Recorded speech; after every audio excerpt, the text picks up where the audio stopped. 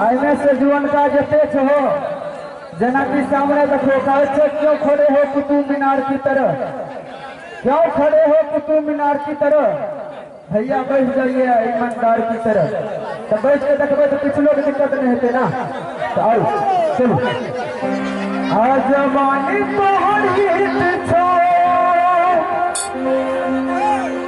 चली ले फीट छो, आजमानी तोहरी